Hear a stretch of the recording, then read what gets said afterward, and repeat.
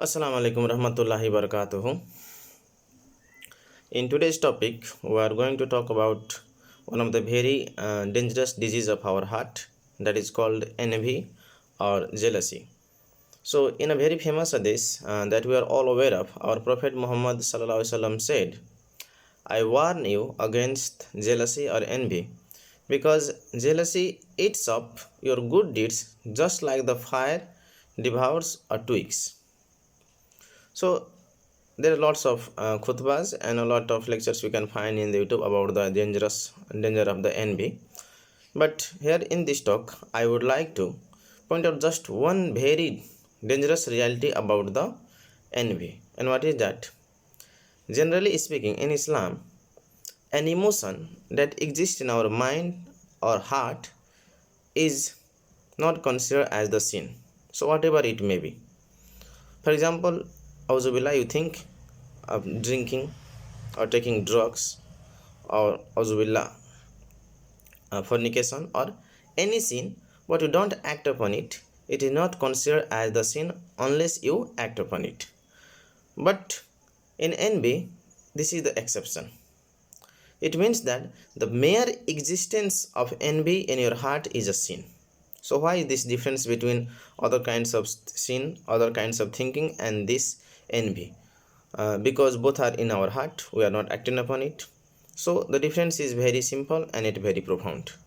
Let's compare it with the other diseases. For example, a disease of the heart, suppose anger. So you are angry at somebody. So why are you angry?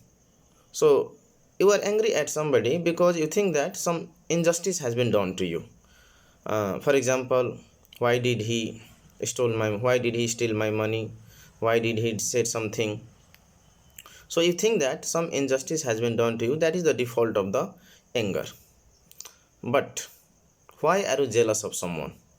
Why are you jealous of someone's position, someone's post, their wealth, their children, or say their beauty or handsomeness? What has that person done to you that you are jealous of him? Nothing. The person has done nothing to you, but still you are jealous. So the jealousy is coming from the egotistical and narcissistical reality. So that is the feature, or that is the characteristics of Iblis, Satan. Why him and why not me? Why did he get it? I should have gotten it. So you understand the difference.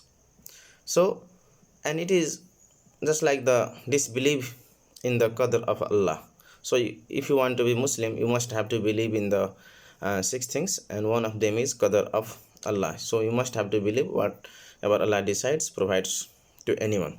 So you are basically saying, why did he get it? I should have gotten it. And who decides who gets what? Allah is the Razik, Allah is the Basit, Allah is the Kabit.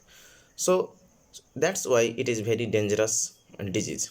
So how can you know that you are suffering from this disease?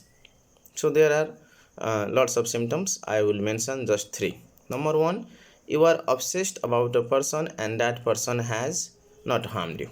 It means that you are thinking of someone and that person has done nothing to you. You are still thinking, how can I harm him? How can I harm him? Or anything maybe. But you are thinking about someone who has not done anything to you. Wrong. Number two, you are happy at misfortune of that person. It means that you are jealous of someone's car or their money, their new buildings, and you think to harm them. It means that you think that may their blessing be taken away. You understand it?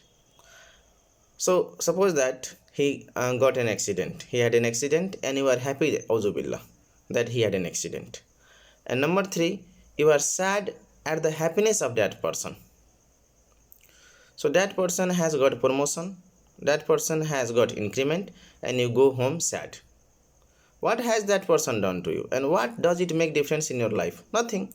But still you are sad. So you are sad at the happiness of that person, and you are happy at the misfortune of that person, and you are always thinking, obsessed about that person who had done nothing to you. So these are the three symptoms of envy.